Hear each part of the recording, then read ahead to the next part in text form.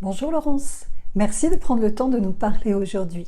C'est un sujet important et pas toujours simple à aborder. Alors pour commencer, est-ce que tu peux te présenter rapidement pour celles et ceux qui ne te connaissent pas encore? Merci à toi, c'est chouette d'avoir cet espace pour en parler. Alors pour me présenter, je m'appelle Laurence Brun, je suis assistante sociale de formation et j'ai travaillé plusieurs années auprès des gendarmes pour une association qui s'appelle la PAVIM. C'est dans ce cadre que j'ai rencontré le deuil, professionnellement en tout cas, pour la première fois. Tu dis que tu as rencontré le deuil pour la première fois professionnellement. Qu'est-ce que ça veut dire exactement? Eh bien, je me retrouvais souvent sur des situations très lourdes, des accidents mortels, des suicides, des décès à domicile. Toujours des décès inattendus, souvent teintés de violence. Mon rôle, c'était d'intervenir juste après l'annonce du drame par les gendarmes pour soutenir les familles et leur proposer des pistes d'aide ou des accompagnements. En gros, je faisais ce que je pouvais pour être une présence rassurante dans des moments absolument bouleversants. Ces premières expériences ont dû être marquantes, non? Alors oui, les premières expériences, ça a été très intense et je me suis vite rendu compte que je manquais d'outils et de connaissances pour bien accompagner ces familles. Mon expérience du deuil, elle ne suffisait pas du tout. Ça m'a poussé à chercher des formations spécifiques. Et c'est ça qui t'a poussé à te spécialiser dans l'accompagnement du deuil? Exactement. À l'époque, il n'y avait pas beaucoup de choix en France. J'ai trouvé un diplôme universitaire sur le deuil et le travail du deuil à Paris. C'était une année d'études avec une semaine par mois à la fac et beaucoup de travail personnel entre les sessions. Ce cursus, ça m'a permis de prendre du recul, de mieux comprendre les mécanismes du deuil et surtout de confirmer que c'était vraiment ça que je voulais faire.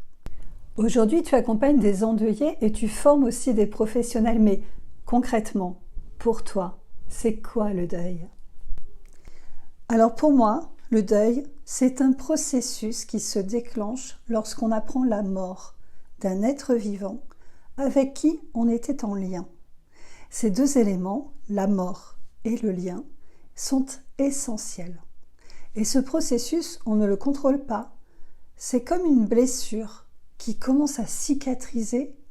On peut l'accompagner, on peut prendre soin de soi, mais même si on ne fait rien, ça va se faire. Peut-être mal, peut-être douloureusement, mais ça se fera.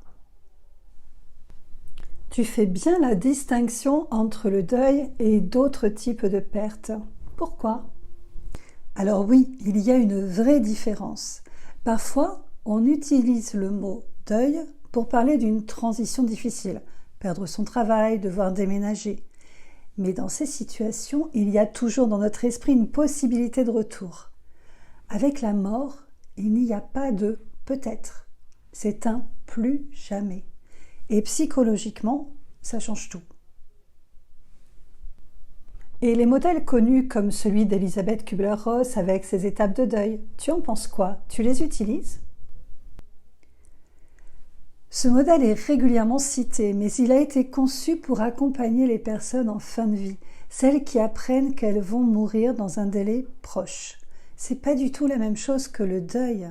Quand on est en deuil, on vit des émotions dans tous les sens. C'est un chaos émotionnel, un peu comme un programme d'essorage en machine à laver. On passe de la colère à la tristesse, à la joie parfois, puis à nouveau à la colère. C'est très épuisant. Et ce modèle ne reflète pas cette réalité. Est-ce qu'il y a un modèle qui te parle plus alors?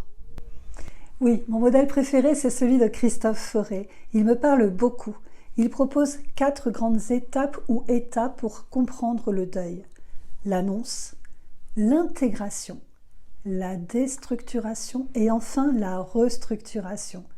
Ce n'est pas un mode d'emploi, mais ça donne des repères pour accompagner les endeuillés ou quand on est soi-même en deuil. Quand tu formes des professionnels, quels conseils leur donnes-tu pour vraiment aider quelqu'un en deuil?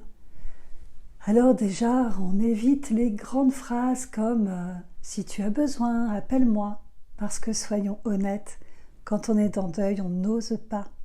Il vaut mieux être concret, dire par exemple « je vais faire les courses demain, tu me passes ta liste ?» ou encore « je prends les enfants mercredi après-midi, repose-toi ». Ces petites choses ont un impact énorme. Avec les enfants, c'est encore différent, j'imagine. Comment leur parler de la mort? Alors avec les enfants, il faut aller droit au but. Pas de parti, envolé ou disparu. Ces mots créent de la confusion. Il faut dire un tel est mort. C'est dur, hein, mais c'est essentiel. Ensuite, on écoute. L'enfant va poser des questions et on répond avec des mots simples, sans aller trop loin.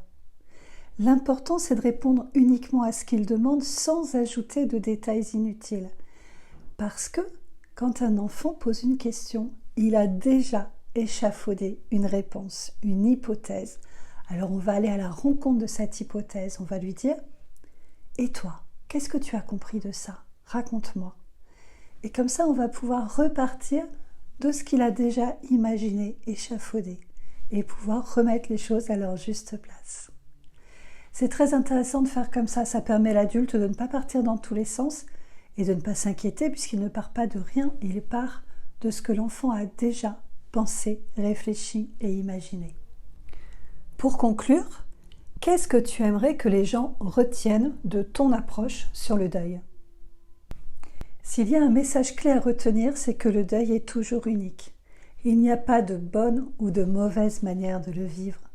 Chacun a son rythme, ses besoins. Et que le soutien, qu'il soit professionnel ou amical, peut vraiment tout changer, à condition qu'il soit toujours à la rencontre du besoin de l'endeuillé. Alors, si vous avez des questions, si vous vous posez des questions face à une personne en deuil, ayez ce réflexe de lui dire « Je ne sais pas forcément quoi te dire, mais de quoi as-tu besoin? Qu'est-ce que je peux faire pour toi? Comment je peux t'aider ?» Et puis légitimer sa souffrance. Dites-lui « Ça doit être super dur ce que tu vis. J'entends la souffrance que tu m'expliques. » Ne donnez pas de conseils. Il n'y a aucun conseil qui peut enlever cette douleur-là. Par contre, n'oubliez pas cette phrase d'Albert Camus. Parler de ses peines, c'est déjà se consoler. Alors offrez de la consolation, simplement. Merci beaucoup Laurence pour cet échange. À très bientôt. Merci beaucoup de m'avoir offert cet espace d'écoute.